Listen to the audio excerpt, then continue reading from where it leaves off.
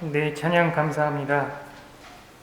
오늘 먼저 불러주신 너 하나님의 이끌려라는 이 찬양이 사실 오늘 설교의 핵심을 담고 있는 찬양이어서 제가 결단 찬송으로 먼저 고르려고 했는데 오늘 저희 설교보다 먼저 불러주셨네요.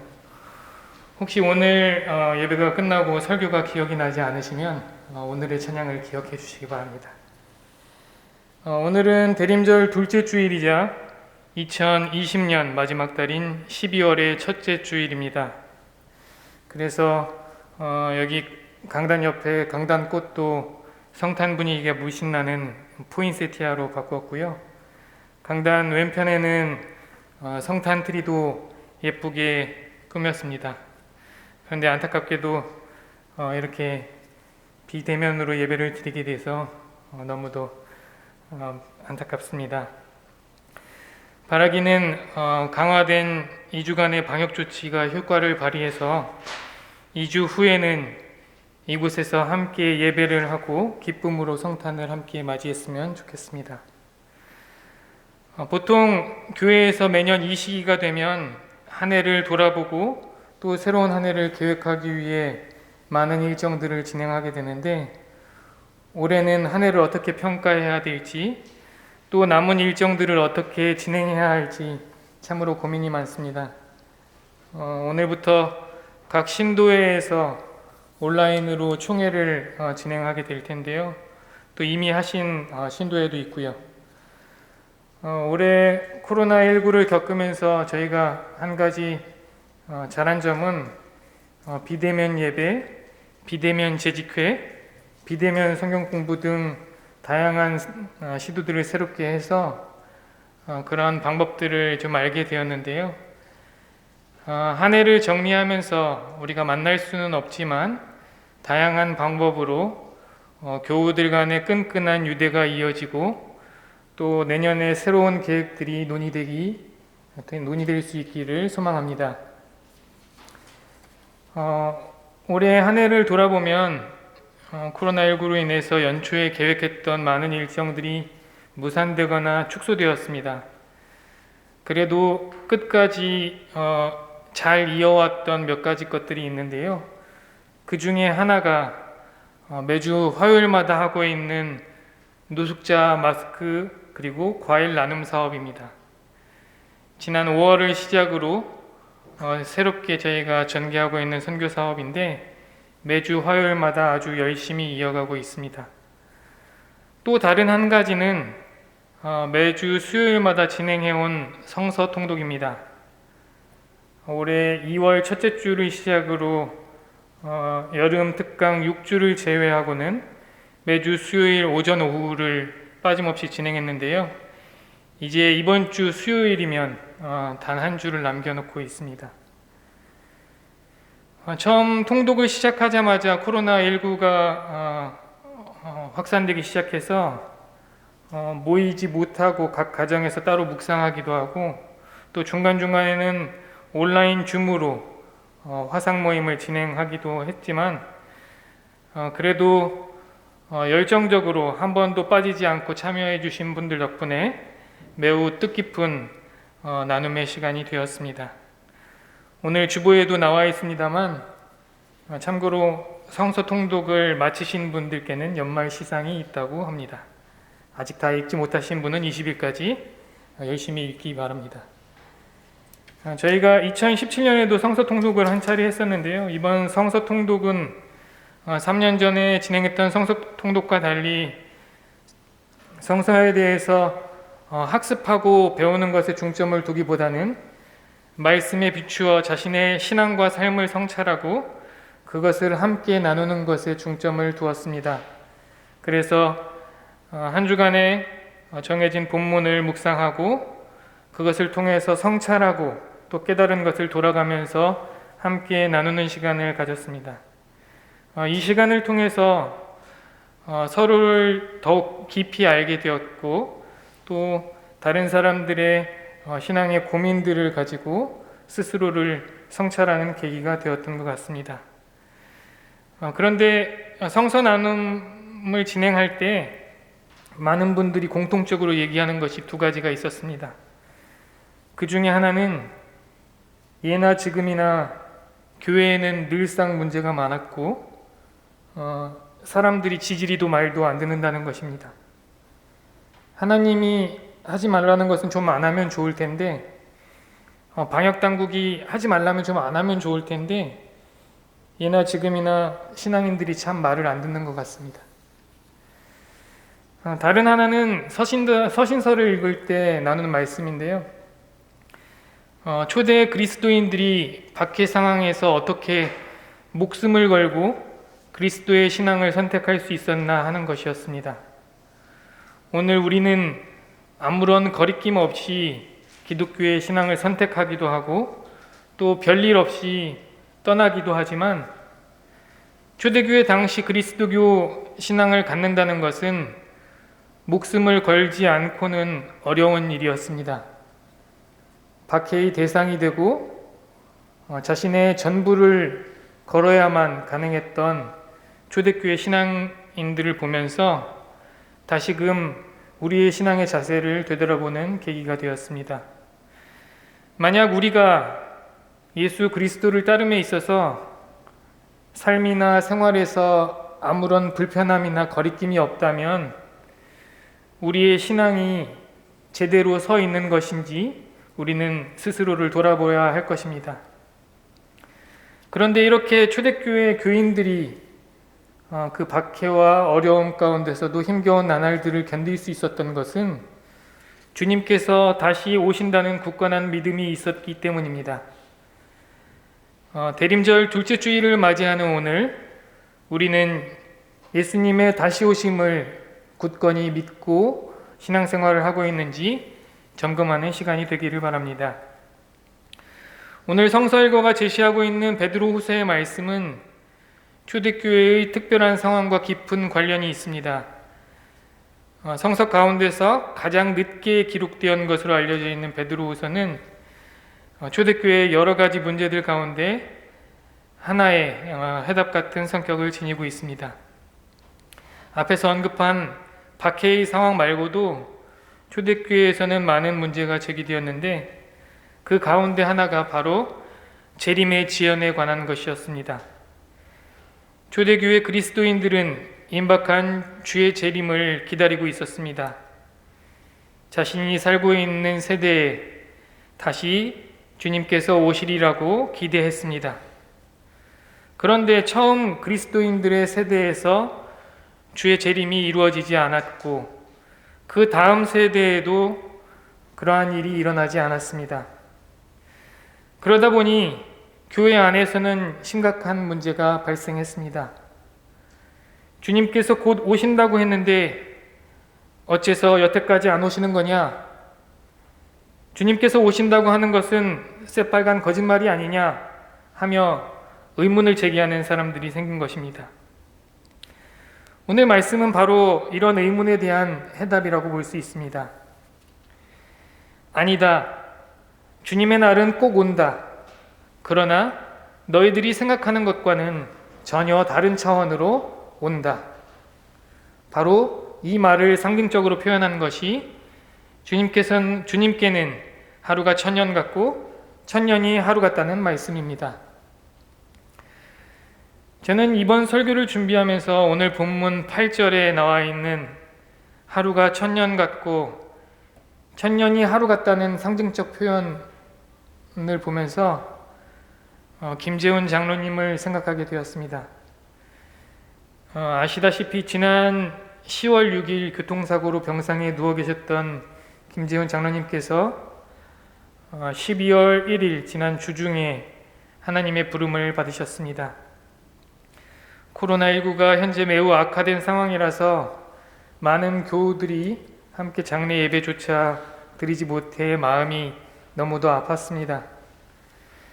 3일간의 장례 일정에 참여하면서 장로님에 대한 기억을 하는 많은 이야기들을 들었고 장로님의 삶을 다시금 생각하게 되었습니다. 우리가 모두 아는 바와 같이 1986년 4월에 김재훈 장로님의 차남이던 고 김세진 열사가 민족 자주와 민주 평화 통일을 위해서 자신의 몸을 산화했습니다. 눈에 넣어도 아프지 않을 만큼 사랑스러운 아들의 죽음을 경험한 김재훈 장로님의 마음이 어땠을까 생각해 보았습니다. 아들을 먼저 보내고 맞이한 그 하루하루가 얼마나 길고 또 길게 느껴졌을까요? 하루가 천년 같고 또 하루가 천년같이 느껴지지 않았을까요? 또 해방된 조국을 바라며 먼저 간 아들의 삶을 이어받아서 35년 동안 민주화 통일운동에 투신하고도 매번 마치 어제의 일을 회상하듯이 아들 세진이의 일상을 떠올리셨던 장로님의 모습을 보면서 천년이 하루 같다 하지 않을까요? 아들이 꿈꾸던 해방된 조국을 이루기 위한 기다림은 또한 얼마나 간절했을까요? 장로님은 정말 그 꿈을 대신 이루기 위해서 열심히 공부하시고 또 삶으로 실천하셨습니다. 1986년 기독교회관에서 진행되었던 구속자를 위한 목요기도회를 계기로 우리 서울제일교회와 인연을 맺고 이제는 자신의 꿈을 신앙의 실천으로 일치시켜 살고자 노력하셨습니다. 대학에 들어가서 우리 사회의 모순을 깨달은 김세진 열사가 학생운동을 통해 투신한 시간이 4년이었다면 그 꿈을 이어받아 장로님이 투신한 시간은 그보다 9배가 많은 35년이었습니다. 그런데 35년을 한결같이 살아가시면서도 때때로 보수 정권의 암담한 현실을 경험할 때는 도무지 이루어질 것 같지 않던 꿈으로 신앙의 회의와 허물을 깊이 고민하셨다고 함께 베드로에서 신앙생활을 하셨던 고민영 목사님께서 추도사를 통해서 말씀해 주셨습니다. 그도 그럴 것이 지난 두 정권에서 민주화가 다시 되돌려지는 경험을 하게 되었을 때 아들의 꿈을 자신의 꿈으로 이어받아 사셨던 장로님의 좌절감이란 이루 말로 하기 어려웠을 겁니다. 그러나 그럼에도 장로님은 결코 그 걸음을 멈추지 않으셨습니다. 이제 하나님의 품에 안긴 김장로님의 그 수고와 걸음은 하나님께서 기억해 주시고 품에 안아 주실 것이라고 생각합니다. 우리가 신앙생활을 열심히 하고 무엇인가를 위해서 헌신할 때도 종종 찾아오는 위기가 있습니다. 그것이 바로 신앙의 회의와 허무주의입니다. 정말 간절히 바라고 열심히 기도했는데 내 삶을 걸고 정말 최선을 다했는데 왜 아직도 현실은 변함이 없지? 에이, 내가 이렇게 한다고 뭐가 달라져? 하는 마음들이 불쑥불쑥 찾아올 때가 있습니다. 하나님이 하시는 일이 너무 느려 보입니다. 그냥 속 시원히 빨리 좀 이루어 주시지 성질 급한 사람은 기다리다가 죽을 지경입니다. 정말이지 열심히 노력하고 있는데 변화가 너무도 더딘 현실을 보면서 회의감에 빠질 때가 많습니다. 촛불혁명 이후 뭔가 빠르게 바뀔 것 같았는데 답답하게 제자를 걸음하고 있는 요즘 사회 현실을 보면서 그런 생각을 하시는 분들도 많으실 겁니다.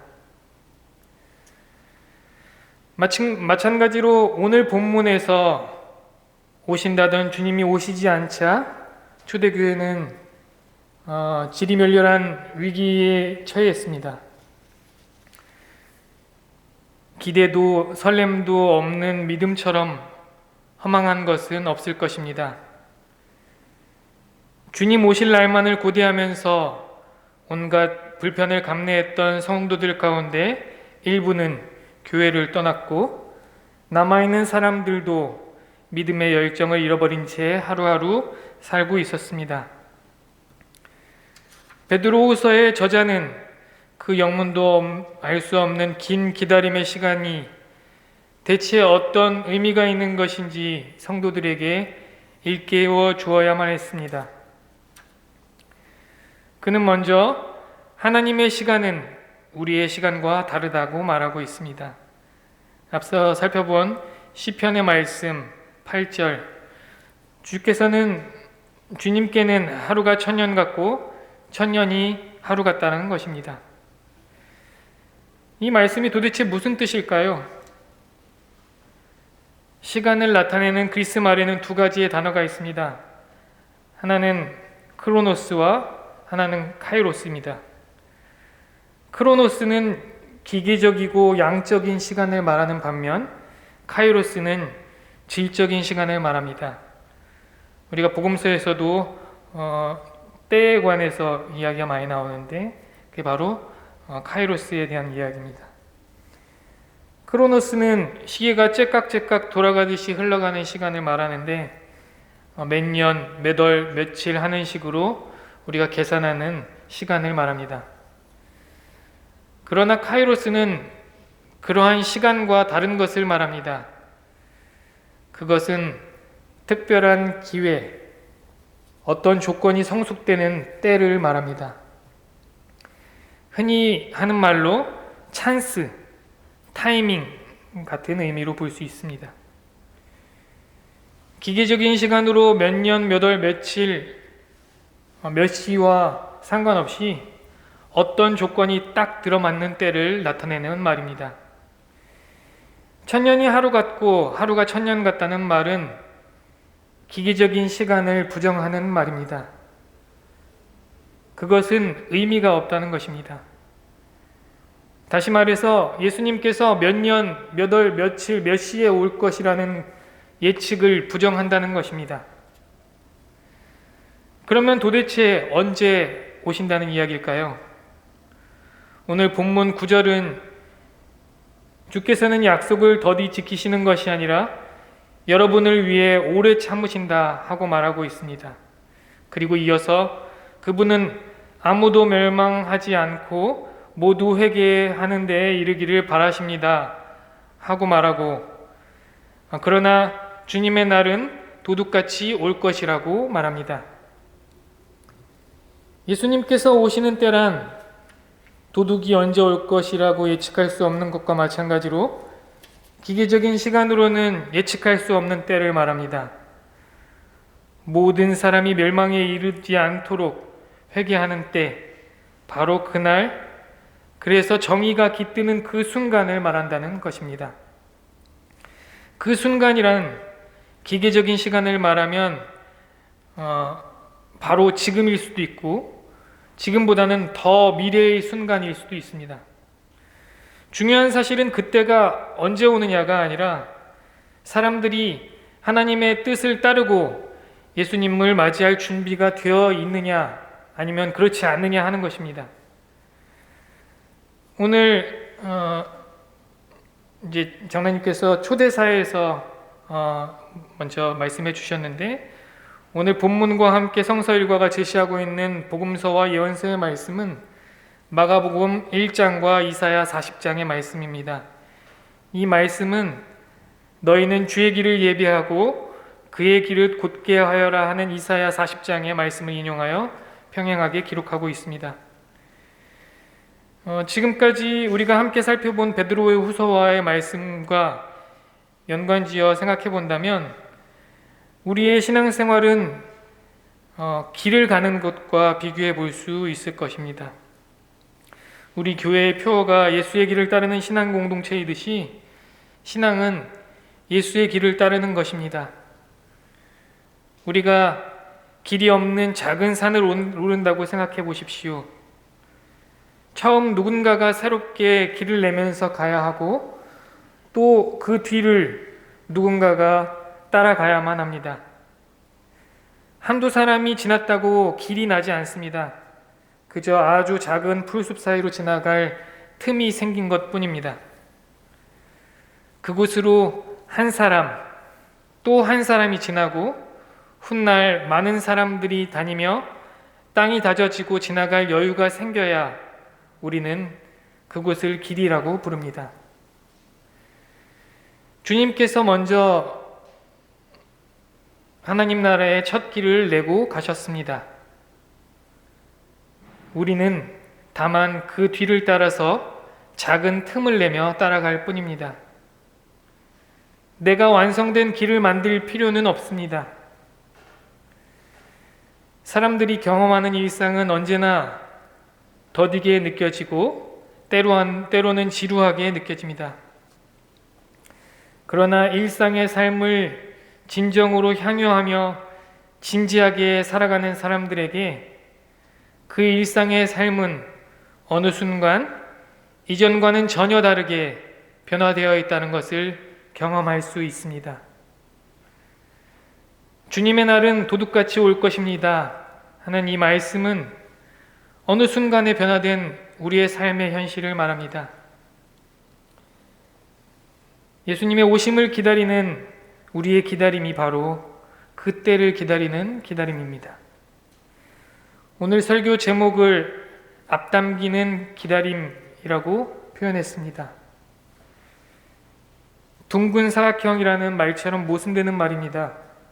그저 언제 오른지 하고 수동적으로 기다리는 것이 아니라 때가 무르익을 때까지 적극적이고 능동적으로 참여하면서 기다리는 기다림입니다.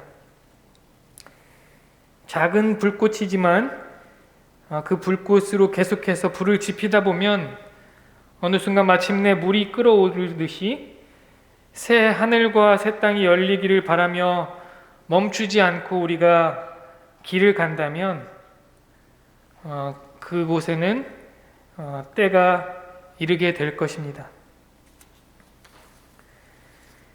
교우 여러분, 예수님을 따르는 길에서 당장 결과가 보이지 않는다고 조급해하지 마십시오. 또 우리의 신앙을 회의와 허무주의에 내맡기지 마십시오.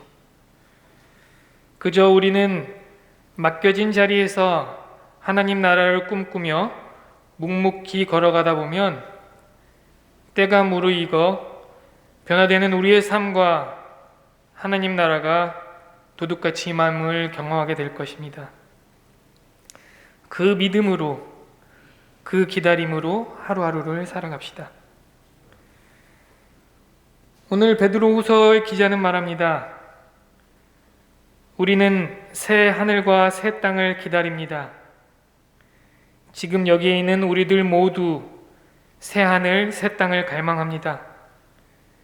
그 새 하늘과 새 땅을 앞당기기 위해, 아니 그 새 하늘과 새 땅이 어느 순간 내에 임하더라도 티도 없고 흠도 없는 사람으로 아무 탈 없이 하나님 앞에 나아갈 수 있도록 힘쓰는 우리 모두가 되기를 이 시간 간절히 기원합니다. 함께 침묵으로 기도하시겠습니다.